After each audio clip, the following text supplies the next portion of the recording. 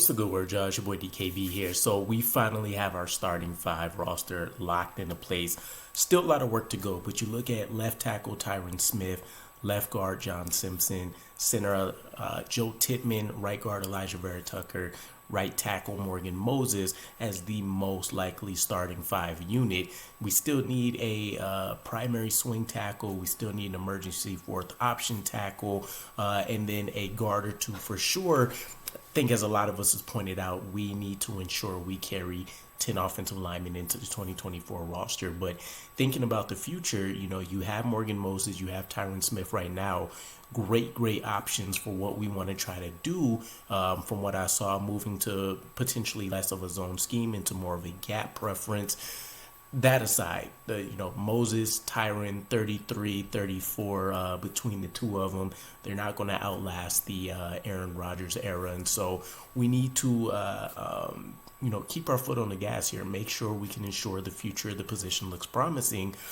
Former offensive lineman for the New York Jets, Damien Woody, seems to think we have an answer on the roster already in tackle Carter Warren, right, out of Pittsburgh. This was a guy that shocked many of us, right? A lot of the analyst commentary during the draft was that, people feel like he got overdrafted per se, mostly due to the injury. If it wasn't for the injury, he's right around in that range. If nothing else, Jets potentially got a value on him. So that's what we're hoping for. Personally, I'm not as high on Carter Warren as I was Max Mitchell when he was thrown into a fire during his rookie year, but there's still a lot to love, some things to look into with Carter Warren here. So let's discuss some of the prospects of him becoming a future starter for the New York Jets in an ideal world, right? You take a look at the overall performance of the offensive line. 64 sacks as a team in 2023. That wasn't even the worst performance. I think we were ranked 28th in that regard. 13 different offensive line combinations. We know how crazy things got. You start looking at Carter Warren's situation specifically again. Coming into the New York Jets, still recovering from an injury, suffered a meniscus his final year at Pitt that pretty much took out his final season. Then during the offseason, he deals with a shoulder injury that keeps him out of OTAs, keeps him out of mini camp, doesn't really allow him to get in any preseason games and work on his development over the course of the offseason. This will be his first healthy offseason to really tighten down and get some quality work in. And for what it's worth, he is practicing at the facility over the course of the offseason. I think I've seen he only stays like 20 minutes away. So he's essentially sleeping, eating, training, in New Jersey, which I love. We've seen quite a few players put in work at the facility and be able to benefit during the offseason. He specifically also pointed out things like his pad level and lower body strength as focus items during the offseason. Now, when you take a look at what happened on the field in 2023 for him, right? 8 games played, 5-game starter. He got a start on the left side tackle, and then 3 or 4 on the right side, I believe. 20 pressures on the season, 5 sacks, 2 quarterback hits. At face value, doesn't look great, right? Especially considering this is a guy that went kind of from a guy that never should have seen the field, right? Redshirt freshman, to being thrown into the fire, to kind of dealing with an injury, then coming back, having to deal with multiple guys being paired up with him, and then flipping positions, right? So there was a lot going on. He ranked out of 92 tackles with at least 150 pass block snaps, 63rd, right? Numbers you want to see higher, but again, I'm not going to really drill too heavily into a guy that you knew was going to be a developmental project coming in, and then obviously didn't get a chance to really improve or do anything to really promote his game during the offseason. With him ranking 63rd in pass blocking, that was a 7.8% pressure rate. It was the best on the Jets, right? But if you drill a little bit further into it, it's not as great as it seems. It just more so lets you know how porous the Jets were overall during the entirety of the year. What I mean is that he ranked, essentially we had 5 different tackles this year, right? He ranked 3rd out of 5 tackles for the Jets in true pass set pressures. So kind of smack dab in the middle of the pack. I believe he was better than Max Mitchell and Billy Turner, but not as good as AVT and Dwayne Brown, I think it was.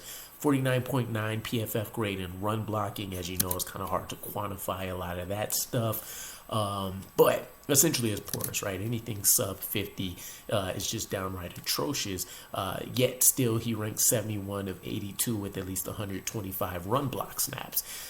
On film, statistically, as much as you can quantify it, better zone blocker than gap, which is a bit of a concern because based on the new members we brought into the offensive line, Tyron Smith, John Simpson, Morgan Moses, these are all guys that have excelled or have plus ability when it comes to gap schemes. X Factor had a great article on that, and it seems like we may incorporate more of those elements. Not a great ideal for Carter Warren based on what we've seen.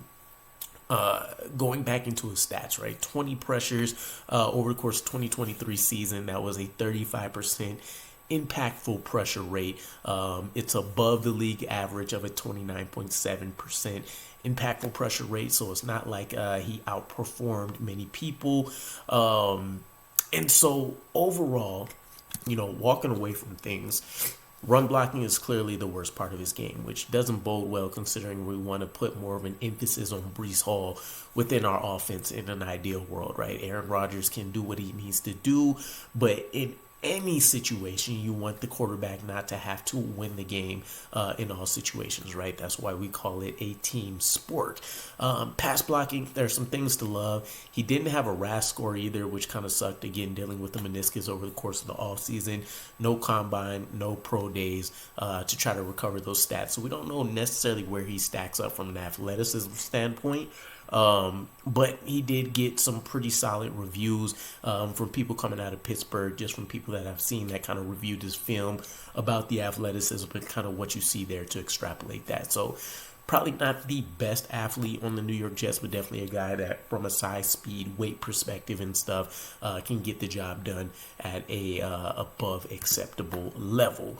Again, in theory, and there's a lot of projection here, you'd hope that he can recapture and improve on the form prior to the meniscus injury, which is what originally made him a value deal in that day 2 to early day 3 range. Going back to what Damien Woody was kind of saying for why he's backing him, he tweeted about a month back, I'll say it again, Carter Warren has to factor into the Jets' plans on the O-line. You have to develop guys like him. Tools are there for him to be a starter. Quite frankly, I have to agree, right? Max Mitchell would have been my guy, but at this point, it doesn't matter. Somebody needs to be developed, right? This is what you've seen teams like the Cowboys, you've seen teams like the 49ers, you've seen teams like the Eagles be able to go out, and they don't always grab the guy that has all the traits, has all the tools. Sometimes they don't even grab the guys that really have great refined technical ability or anything like that. Sometimes they just grab themselves a freak athlete and they gave them a year or two to go out there and develop up. So the question mark for us will be not only can Carter Warren actually become that guy, a huge piece of that is how good of a coach can Keith Carter become, right? Setting aside whatever personal issues players have with him and how he runs his practices and all of that kind of stuff. If he's a offensive line coach worth his salt, he's going to be able to go out here and develop somebody on this roster, right? The 2023 track record doesn't look great, but you can definitely argue the point that injuries would have sabotaged any coach in the NFL. So let's see what happens in 2024. For what it's worth, though, let me know what you guys think about Carter Warren, his 2024 prospects and beyond, and I'll catch you guys again. Peace.